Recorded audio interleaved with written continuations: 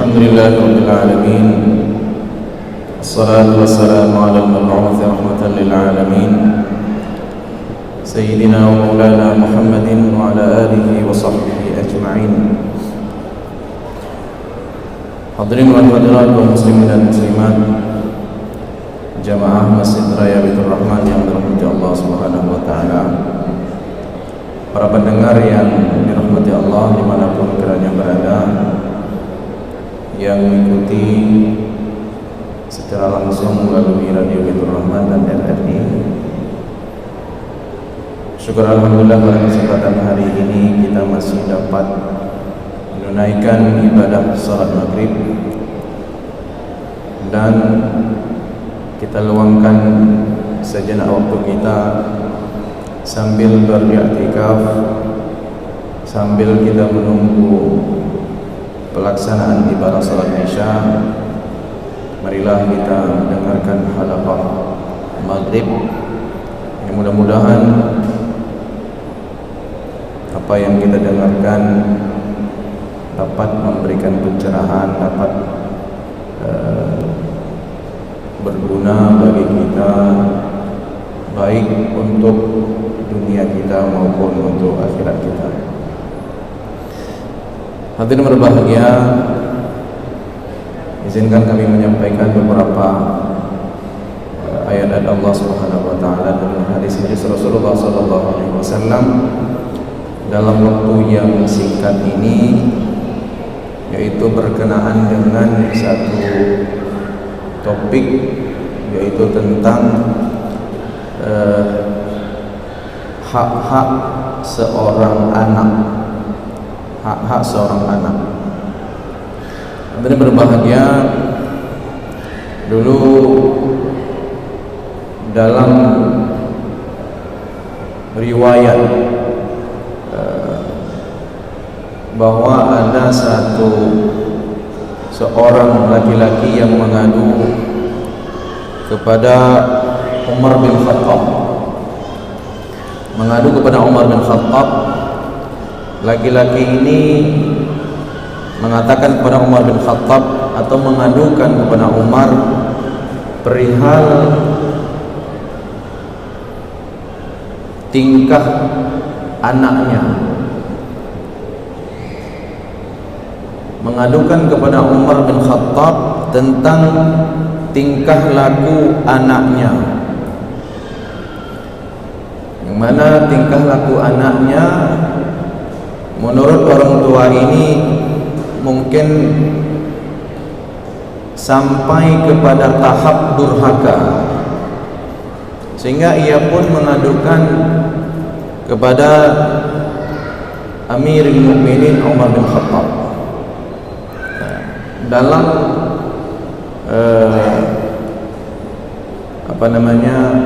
riwayat yang lumayan panjang, barangkali kita akan bacakan petikan-petikan dari riwayat tersebut saja, bahwa laki-laki ini ketika mengadukan kepada Umar bin Khattab, namun nanti berbahagia diprotes oleh anaknya di depan Umar bin Khattab. Dia diprotes oleh anaknya di depan Umar bin Khattab. Kata anaknya, "Wahai Amirul Mukminin, bukankah orang tua juga punya kewajiban terhadap anaknya?" Kalau tadinya dia lelaki ini mengadukan perihal tingkah laku anaknya kepada atau di depan Umar bin Khattab, tapi anaknya tidak terima. Anaknya tidak mau terima. Lalu dia menanyakan kepada Umar bin Khattab, "Wahai Amirul Mukminin, bukankah orang tua juga punya kewajiban kepada anaknya?" Betul kata Umar bin Khattab, orang tua juga punya kewajiban terhadap anaknya. Dan apabila si orang tua ini tidak menunaikan kewajiban itu boleh jadi dikatakan ini dia durhaka kepada anaknya. Barangkali kita sering mendengar anak durhaka kepada orang tua. Tetapi di dalam athar, di dalam riwayat ini ingin ditegaskan bahwa orang tua pun bisa durhaka kepada anaknya, dengan catatan apabila tidak menunaikan hak-hak seorang anak. Kalau hadirin berbahagia, kalau seorang anak durhaka kepada orang tua, barangkali kita sering mendengar bagaimana hak-hak yang harus ditunaikan oleh seorang anak kepada orang tua. Misalnya, seorang anak harus taat dan patuh kepada orang tuanya selama apa yang diperintahkan oleh orang tua tidak bertentangan dengan syariat. Bahkan seorang ayah atau seorang orang tua yang berbeda agama dengan si anak pun wajib berbakti kepada orang tua, wajib berbakti kepada orang tua.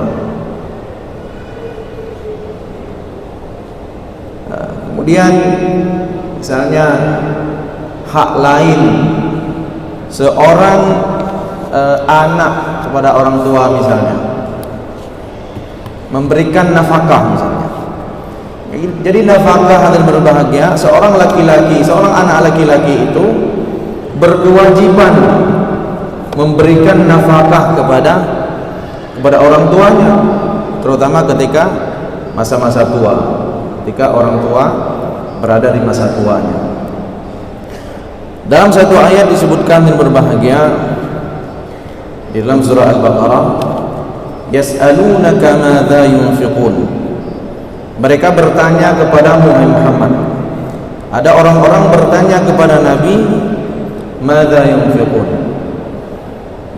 bagaimana urutan atau prioritas di dalam infak, prioritas ketika seseorang hendak berinfak, memberikan sesuatu, baik itu bersifat uang dan sebagainya. Siapa saja yang harus didahului oleh seseorang ketika ia ingin berinfak atau ingin memberikan sesuatu kepada orang lain?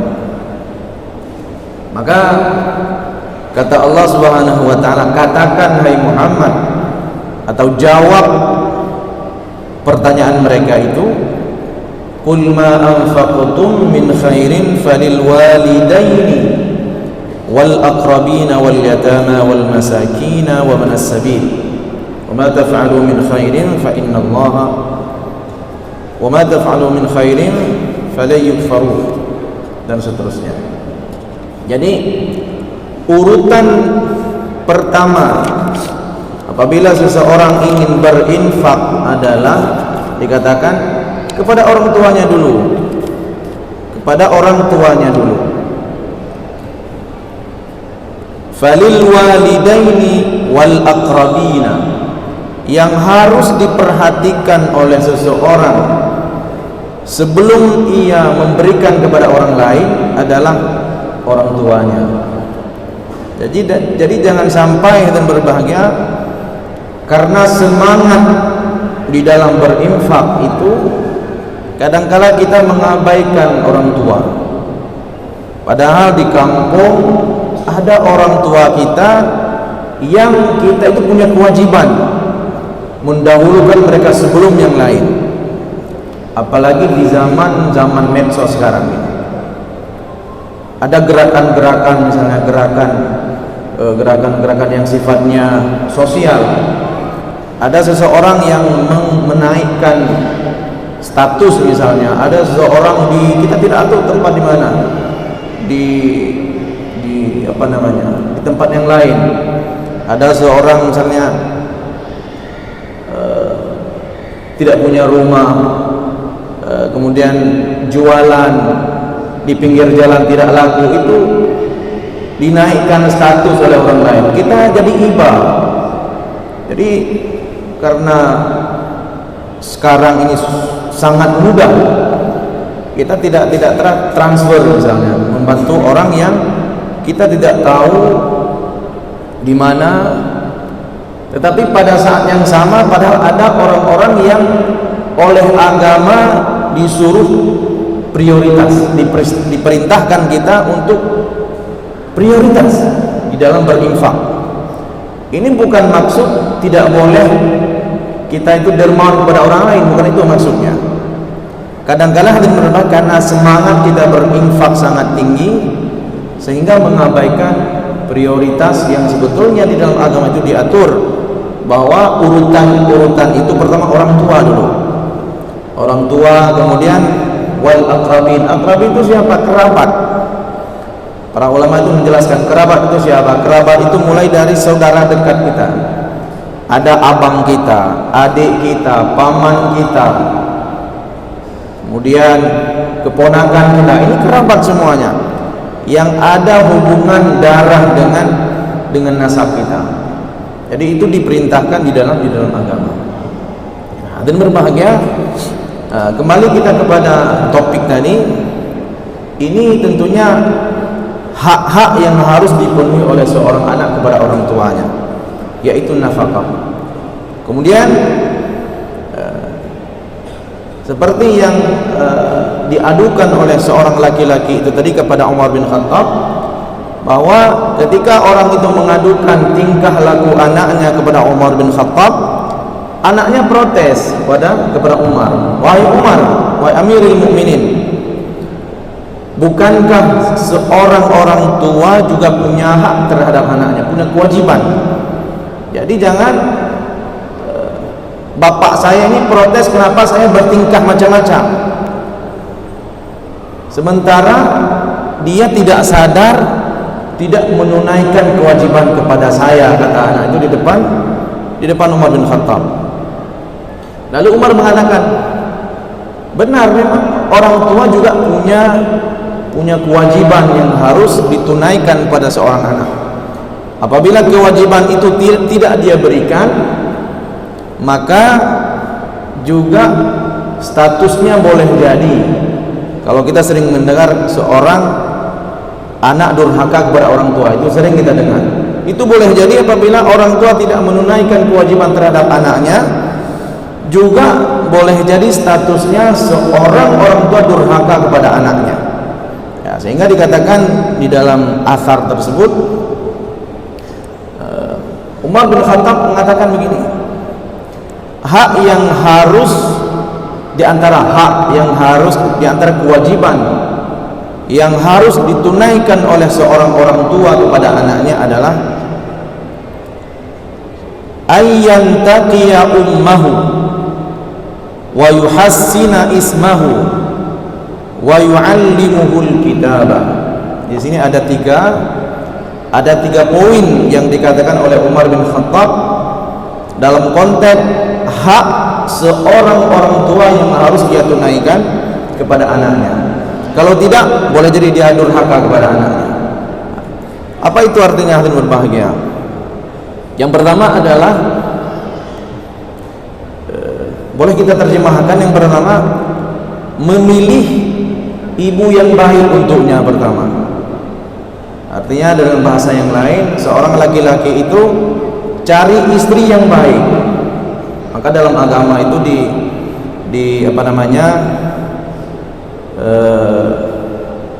diberi petunjuk berdasarkan agama. Ada beberapa pilihan yang perlu dipertimbangkan oleh seorang laki-laki ketika ingin menikah, karena nasab dan karena harta, karena ada beberapa.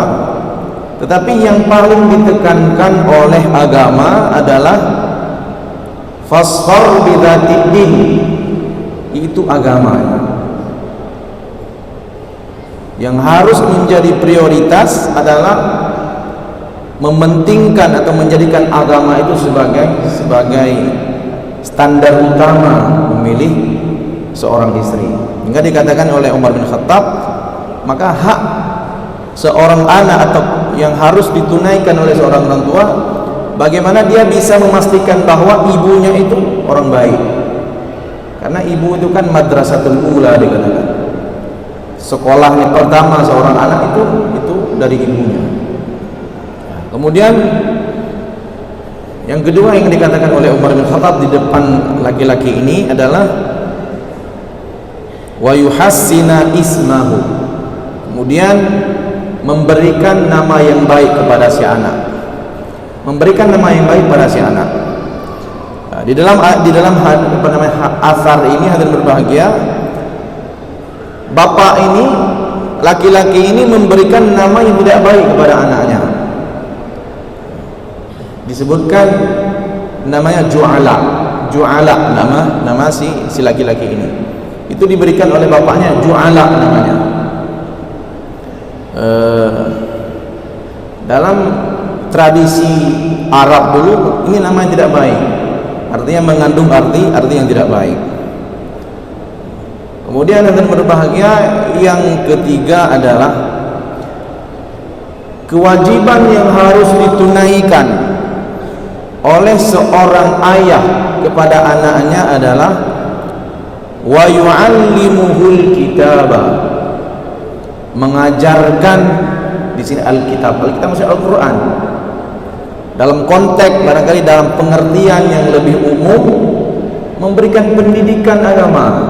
Itu wa yu'allimuhul kitaba, memberikan pendidikan kepada si anak.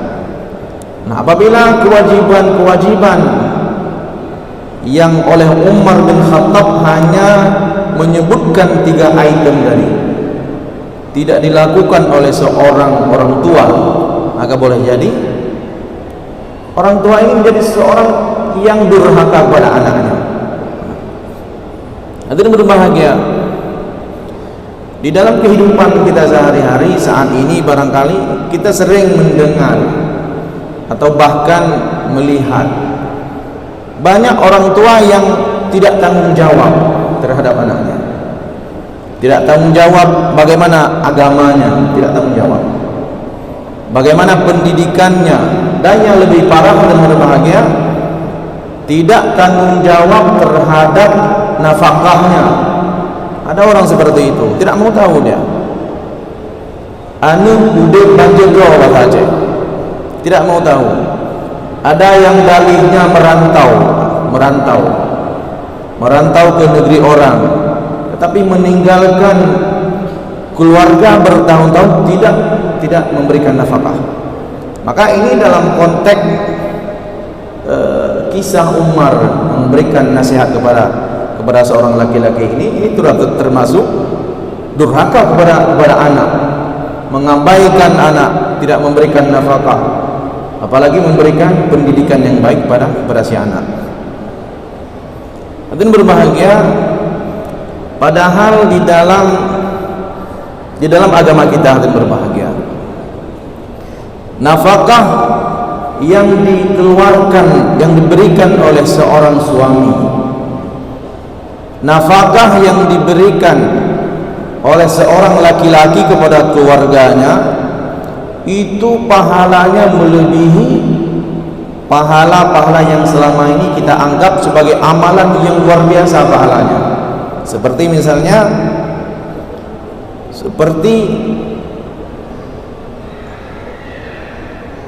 pahala atau melebihi pahala seseorang yang berjihad di jalan Allah Subhanahu wa taala. Sehingga Nabi sallallahu alaihi wasallam pernah menyampaikan satu hadis yang bersumber daripada Abu Hurairah radhiyallahu an. Kata Nabi sallallahu alaihi wasallam, dinarun, 1 dinar, kata Nabi. Ini menunjukkan sekecil apapun nafkah yang diberikan oleh seorang laki-laki kepada keluarganya, dinarun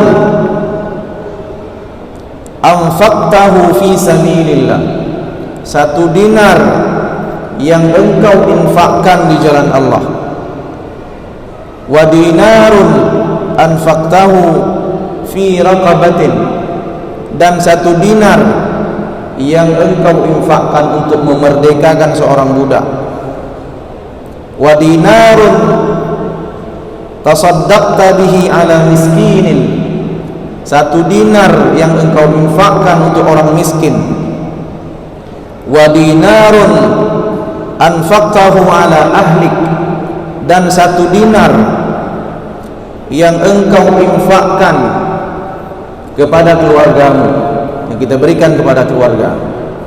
kepada anak, kepada istri, a'zamuha ajran, itu yang 1 dinar kita infakkan, kita berikan kepada keluarga, itu lebih agung pahalanya dari apa yang disebutkan sebelumnya oleh Rasulullah SAW. Artinya lebih agung, lebih besar pahalanya daripada infak di jalan Allah Subhanahu wa taala. A'zamuha ajran alladhi anfaqtahu ala ahlik, lebih besar pahalanya daripada engkau infak di jalan Allah Subhanahu wa taala, yaitu infak kepada keluarga, kata Nabi sallallahu alaihi wasallam. Dan berbahagia. Kemudian yang terakhir, karena waktu, juga satu lagi yang paling penting adalah saat ini juga banyak orang tua yang memanfaatkan anak untuk meminta-minta, baik di jalanan dan sebagainya. Ini juga apabila kita melihat apa yang disampaikan oleh Umar bin Khattab, ini juga sudah termasuk ke dalam ranah seseorang yang durhaka kepada anaknya. Masih kecil dia manfaatkan untuk minta-minta. Dan bahkan ada anak cacat misalnya, ini pernah di kota kita ini, itu ngesot di tengah jalan, itu minta-minta, dipandu oleh orang tuanya.